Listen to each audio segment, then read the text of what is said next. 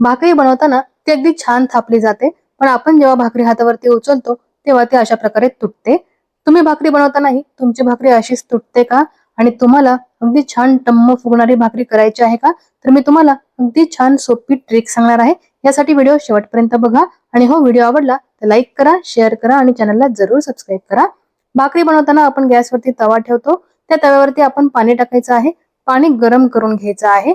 आता परातीमध्ये ज्वारीचं पीठ घ्यायचं आहे.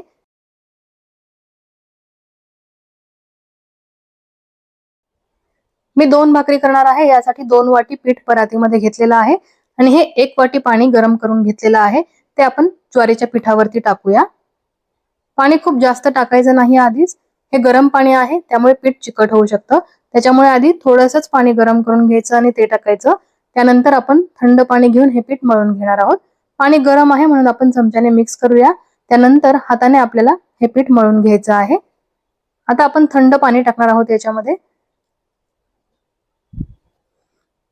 आपल्याला जितक्या भाकरी करायच्या आहेत ना, तर अर्ध पाणी घ्यायचं आहे. म्हणजे 1 भाकरी करायची असेल तुम्हाला तर 1 वाटी पीठ घ्यायचं आणि अर्धीच वाटी पाणी गरम करून घ्यायचं. बाकीचं जे पाणी लागणार आहे ना, ते आपण थंड टाकायचं आहे. सगळंच गरम पाणी टाकलं ना, तर हे पीठ अगदी चिकट होऊन जातं आणि भाकरी सुद्धा मऊसूत होते. ज्वारीची भाकरी कशी कडक कुरकुरीत मस्त लागते. अगदीच खूप मऊसूत चांगली लागत नाही. म्हणून सगळंच पीठ गरम पाण्यामध्ये भिजवायचं नाहीये किंवा तांदळाचं पीठ उकडून काढतो तसंही काढायचं नाहीये. त्याने भाकरी अतिशय मऊसूत होतात. आपल्याला अगदी मस्त खरपूस भाकरी खायची आहे. त्यामुळे आपण थोडंसंच गरम पाणी याच्यामध्ये टाकलं. बाकीचं थंड पाणी टाकून हे पीठ मळून घेतलेलं आहे. पीठ अगदी एकसारखं मळलं गेलं की आपण त्याचा उंडा बनवूया. खाली कोरडं पीठ टाकूया आणि त्याच्यावरती ही भाकरी थापून घेऊया. भाकरी थापताना ती अगदी हलक्या हलक्या हाताने थापायची आहे. त्याचबरोबर ती अगदी एकसारखी थापायची आहे. कुठे जाड कुठे पातळ अशी थापायची नाही, तर अगदी एकसारखी थापायची आहे. यासाठी आपण 2 हातांनी ही भाकरी थापून घेऊया. म्हणजे कडाही त्याच्या छान पातळ होतील. मध्ये भाकरी थोडीशी जाड ठेवायची आणि कडेला पातळ करायची. तरच ती भाकरी अगदी छान टम्म फुगते. बघा भाकरी थापून झालेली आहे. आता आपण पिठाची बाजू वर टाकणार आहोत. अशा पद्धतीने तव्यावर ती भाकरी टाकायची आहे.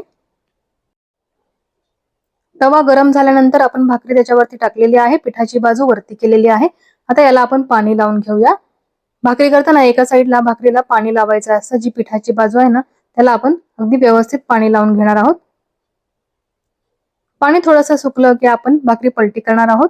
खूप वेळही ठेवायची नाही, नाहीतर भाकरीला चिरा पडतात. पाणी लावल्यानंतर लगेचच आपण भाकरी पलटी करायची आहे.